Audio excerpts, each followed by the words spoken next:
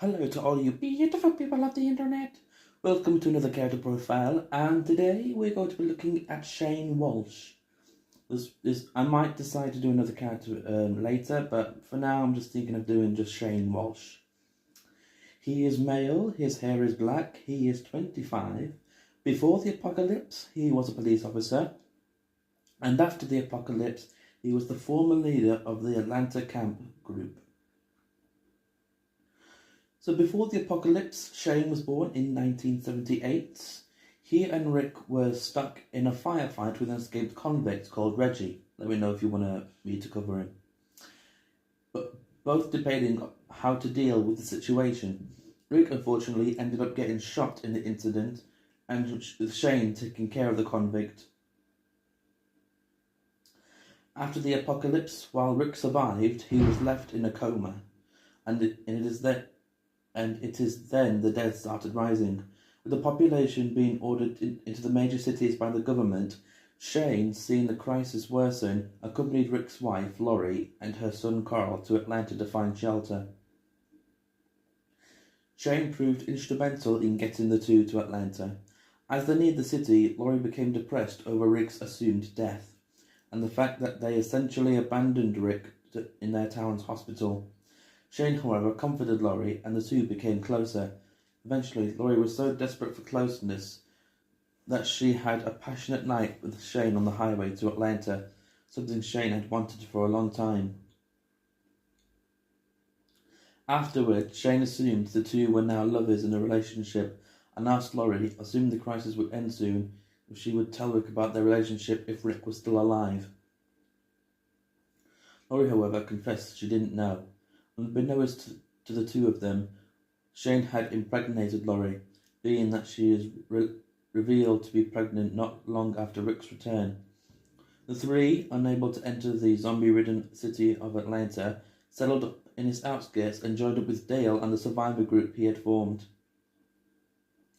Shane, an authority figure, became the group's de facto leader, and the group of survivors, eventually expanding, lived on the outskirts of the city, with Shane repeatedly preaching the government would arrive and save everyone.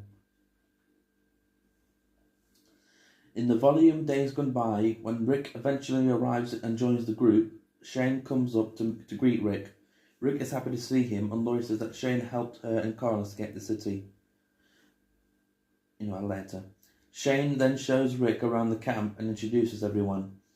The young man that helped Rick in the city was Glenn. There is Alan and Donna and the twin boys Ben and Billy, Dale, who owns the RV, Jim, Carol and her daughter Sophia, and sisters Amy and Andrea. Everyone leaves Rick and Lori to be reacquainted. The next morning, Rick wakes up and meets Shane as he comes out of his tent. Shane mentions that Dale's camper has a working shower and wants to go hunting with Rick after he takes one. Rick takes his shower and upon exiting meets Dale. Dale tells Rick that he shouldn't trust Shane. He says Shane is a good man and helps out around the camp, but Shane isn't happy that Rick is back because he had his eye on Lori. Rick appreciates Dale's concern but reassures him that Shane is only keeping Lori and Carl safe. Rick laughs it off and leaves the camper and heads off with Shane to hunt. Meanwhile, Lori, Carol and Donna go down to a stream to wash clothes. The others stay at camp to watch the kids. As Rick and Shane are hunting, Shane mentions to Rick that he is glad that he brought some guns. So far, they only had Shane's sidearm and Dale's rifle. It's been hard to hunt, and they have only been eating what Glenn can get from his trips into the city. They hear a rustle and come across a zombie named Front, we covered him, eating a deer. They note that it is oblivious to them standing there. They question whether it would be safe to eat the deer. The two are debating taking the deer home when the walker finally notices them. It starts to stand up, but Rick impales it in the head with his axe. They suddenly hear a gunshot and run back to the camp. They get back to see that Alan had shot the head of the walker that attacked. Alan tells Dale that they should get the body into the woods and away from the camp. Rick immediately runs up to Lori and consoles her as Shane looks at the couple with jealousy. That night, after the zombie attack, Shane is keeping watch. Rick visits him, and the two discuss the situation. Rick believes that the group needs to move on. He feels like it's too dangerous to be near Atlanta, where so many zombies could attack the small group. Shane believes that they should stay put, believing that the government is coming to clean up the mess, and if the group stays put, they will be easily found by rescuers. Rick finally concedes, but says that they need to train everyone to use a gun, and that everyone should be armed. Shane asks how they will get enough guns, and Rick says he will think of something. Later in the morning, Rick and Glenn went into town to get weapons. Meanwhile, back at camp, Shane and Laurie are talking. Shane tries to console Laurie, saying that Rick will be fine. He tells her to come back to the camp and that he will keep her company. Laurie refuses Shane and tells him that he needs to stop trying to make advances at her since Rick is back. Shane asks, "What about that night? What about that night when we on the road down here?" Laurie, her back to Shane, says that night was a mistake. 3 weeks after getting the guns, Rick and Shane are teaching everyone how to shoot. Rick compliments Donna, saying that she had a long way since they started. She thanks him but adds that she's nowhere near as good as Andrea, but Rick admits that he and Shane probably aren't either. Both Rick and Shane compliment Andrea's shooting, but she brushes it off as nothing too complicated. Rick jokes that she should try telling his wife before going to fetch Carl for target practice. As Carl runs off in excitement, Laurie angrily glares at Rick. During practice, Rick commends Carl for shooting. Carl as if he means that he will get to carry on like everyone else, and Rick supposes it does. With that, Shane concludes the practice and invites everyone back to camp, determining that everyone is now capable of defending themselves.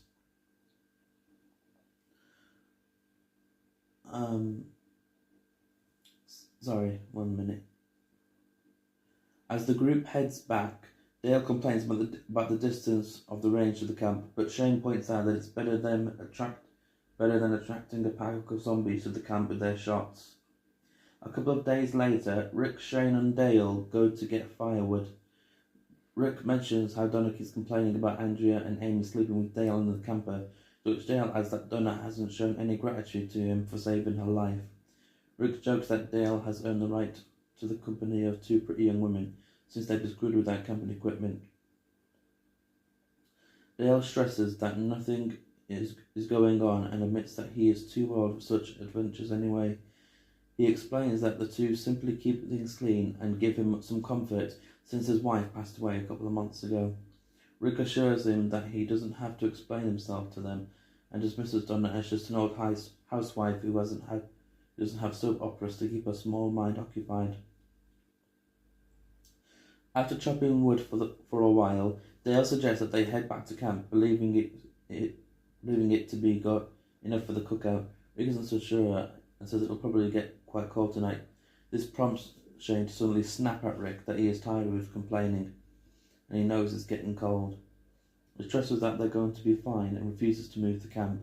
Both Rick and Dale are taken aback by Shane's outburst, and Dale commenting that Shane has some problems when the latter leaves. That night, the group gathers around a fire and feasts on a deer Shane shot earlier.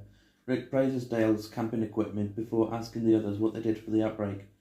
Each of the group tells their story. Rick and Shane also tell their stories too. Amy excuses herself and goes to the RV to use the bathroom. She is startled by a zombie but fails to notice a zombified Reggie sneaking up behind her. The survivors watch in horror as Amy is bitten on the neck before Rick and Shane gun down the undead assailants. Rick and Andrea try to save Amy but to no avail, and she bleeds out moments later. Rick alerts Rick of the presence of more zombies, which begin to swarm into the camp. Rick instructs Laurie to hide with the children inside one of the cars, while the rest of the group pull out their guns out to fight off the invaders. Dale tries to get Andrea to safety, but the latter refuses to abandon her sister. Laurie leads Donna, Alan, Carol and the children to safety, but the group is cornered by some zombies. Laurie attempts to shoot a zombie advancing towards her, but fumbles and drops the gun.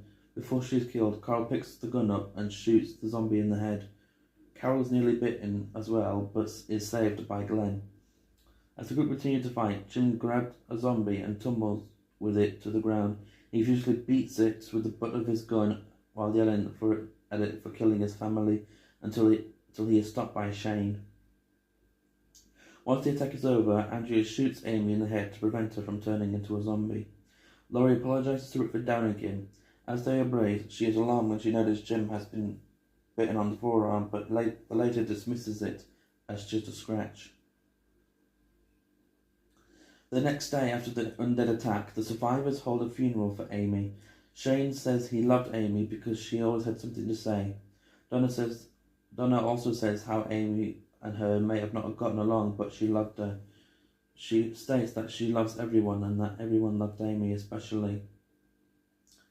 Jim has perhaps his biggest speech and says nobody deserves to die like this and that she should have lived her life and went to college.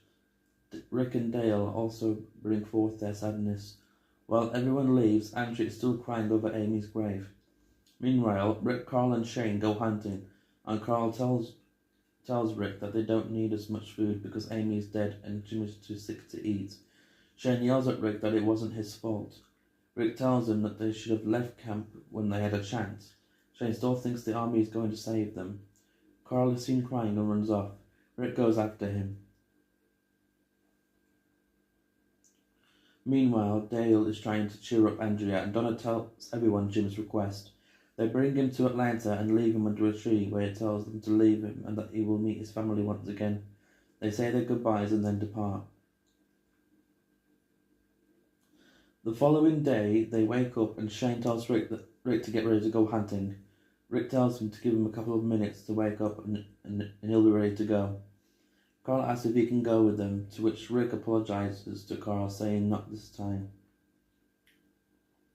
Shane tells Rick why don't Carl come with them. Rick tells Shane that they need to talk. Shane asks what they need to talk about and Rick raises his voice at him, saying, "What the hell do you think?" Shane is furious and punches Shane in the face, yelling at him that it wasn't his fault. Laurie sees this, calls him a son of a, and slaps Shane in the face. Laurie goes to Rick and tells Shane to stay away, you lunatic, and what's wrong with him. Shane tries to say something, but sees everyone looking at him in horror. He starts to cry. Shane runs into the woods, and Rick sighs and tells Shane to wait as he runs after him, and Carl follows his father in turn.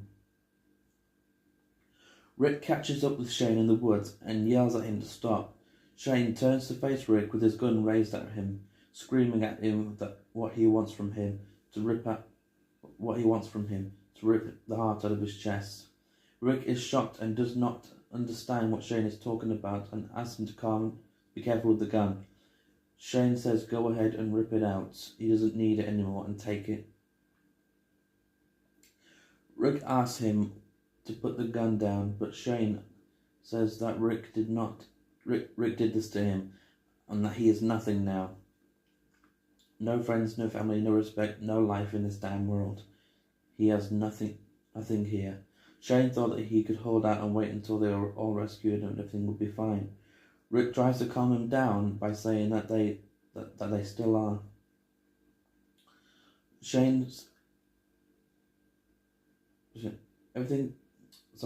Rick tries to calm him down by saying that we still are, Shane. Everything's going to be fine. But Shane says he can't live like this anymore. He thought he could, but he can't. He mutters that he thought he could, and he did. It was going so good, and that she would have come around eventually. That he knows it, and she would have.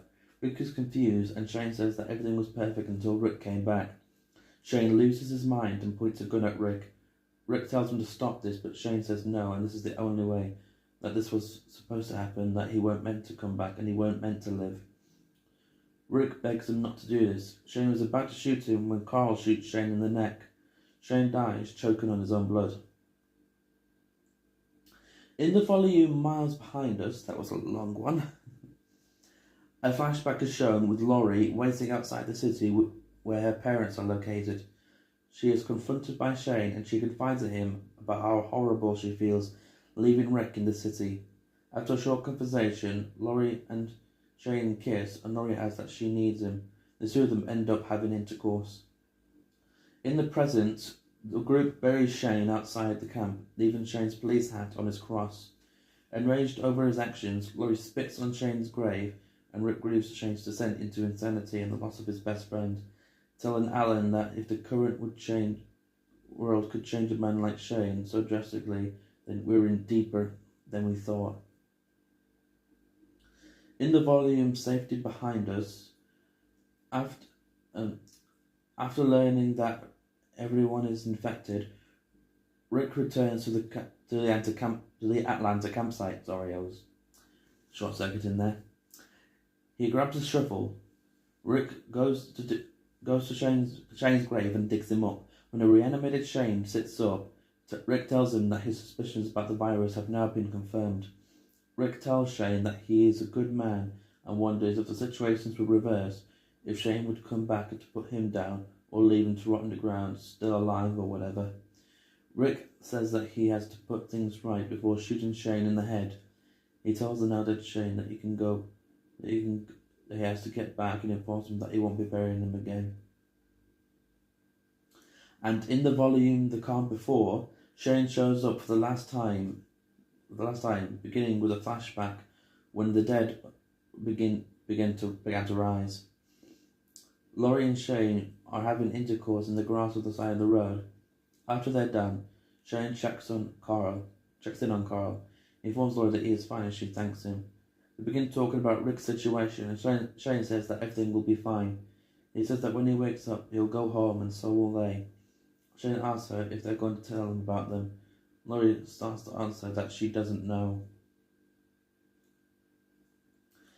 Yeah, and I found out that his age wasn't revealed in the comics, but is revealed in a script book. And he is also the first person to speak in the entire universe. Shane is the first person to speak. And Mr. Kirkman also said that he was considering killing Rick in issue 6 instead of Shane to see how it would have gone. And that is it for Mr. Shane Walsh. Let me know what you guys think of this character down below. Do you think the comic Shane is good, or do you think TV Shane is better, or the reversal? Let me know in the comment section down below. Thank you much for listening. Please like and subscribe. Let me know what other characters you'd like me to cover, and have a good day.